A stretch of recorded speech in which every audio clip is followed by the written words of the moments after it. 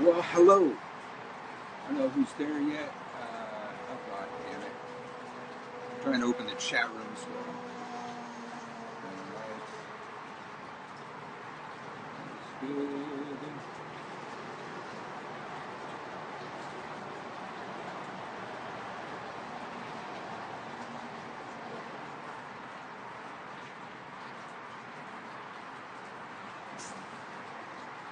Alright. Looks like I am streaming. I have the chat room up. I am Uncle Birch. Wait till I get, till I see some people in there before I start yapping.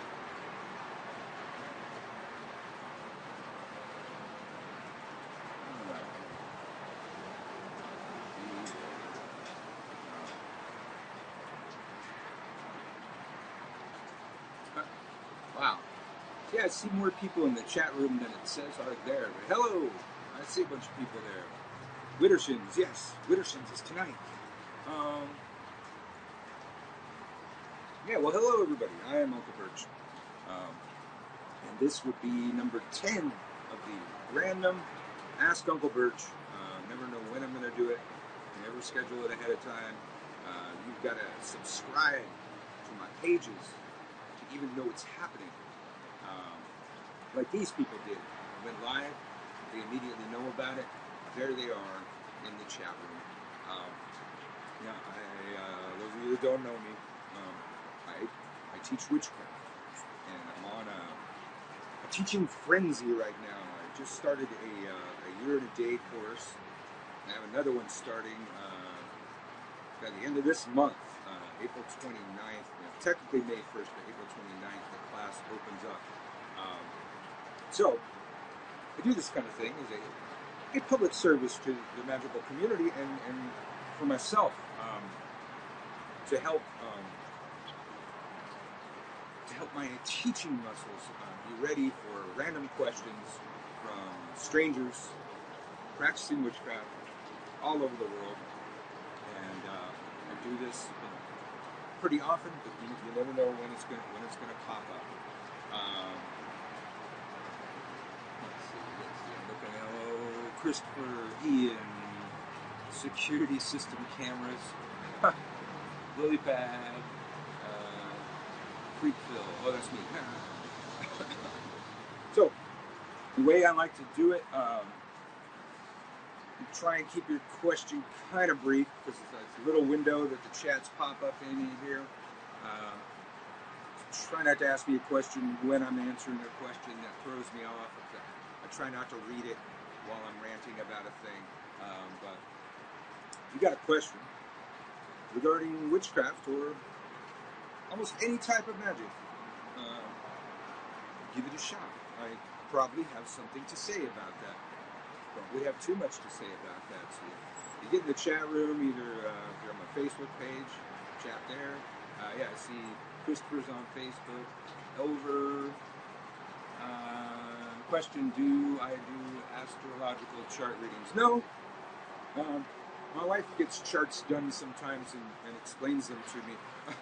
I know enough astrology to do magic.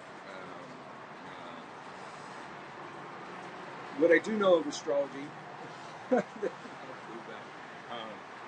of the things I learned from my wife, she's studying astrology, is Vedic astrology, or sidereal astrology, is more accurate than tropical astrology, because the people that calculated the tropical astrology did not include the wobble of the Earth's axis, the precession of the equinoxes, into their calculations, making tropical astrology less accurate over time. And sidereal and Vedic astrology stay accurate. But that's what I'd be saying. That do you remember Firm Joker on Xbox 360? Lamont, yes.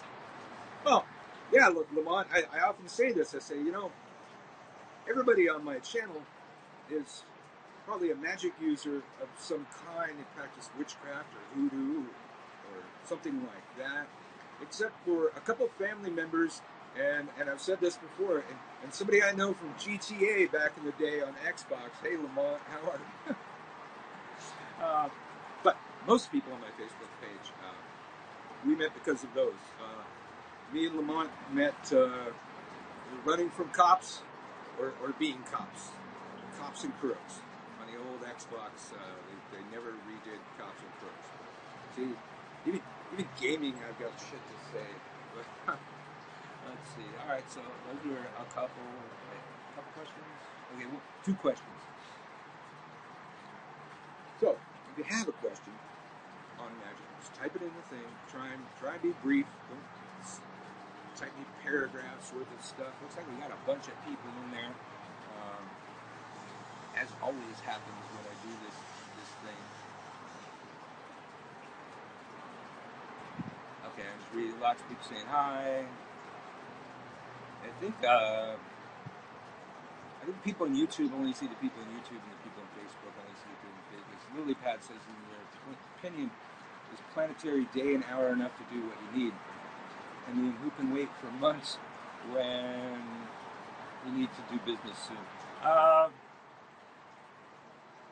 I had varying thoughts, and there's a lot of thoughts on that. Planetary hours, planetary days, useful conjunctions of planets and moon phases. I think they're really important because magic's a science. In science, we're tracking variables. We're trying to control the variables in our experiments to make our experiments turn out the same all the time. And the reason why that's almost impossible to do in magic is the untrackable variables. We're on this little rock floating around space, and there's energies coming from all over the place, bombarding us, affecting us, doing things to us. Electromagnetic and solar storms and stars that went supernova billions of years ago. Their energy is flooding into our space, hitting us all the time, and we can't track that. We can track planetary hours, planetary days, the movements of the planets for the most favorable positions for what we're doing. And I usually stress to do a lot of that, track as many of the variables that we can to make up for the variables that we can't. And this is why we'll do the exact same magical operation with the exact same properties. We can even do the exact same astrological configuration as the last time we did it, and still have it not turn out exactly the same because of the untrackable variables in our world. And then, even here on Earth, there's just energies floating around that we just can't really compensate for, plan for, or track, the untrackable variables. So, yeah. However, I also say, take the reins, not the ride. A witch takes the reins, not the ride. We don't just go willy-nilly in the stream of planetary forces and just go wherever it wants to go. And I think recently I used an analogy, that we need to be vulnerable. Jeez, that messed me up. Back. I don't know what just happened there.